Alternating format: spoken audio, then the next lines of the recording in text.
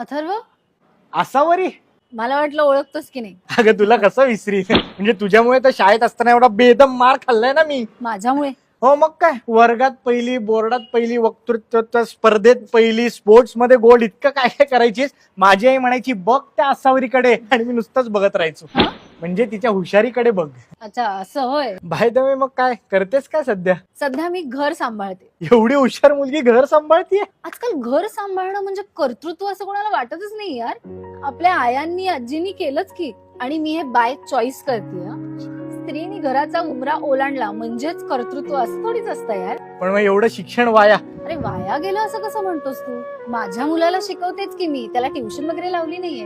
माझ्या शिक्षणाचा उपयोग त्याला होतोच आहे ना. आणि बॅडमिंटन खेळतीये, फिट आहे. फक्त पैसे कमवणं म्हणजे कर्तृत्व नाही ना.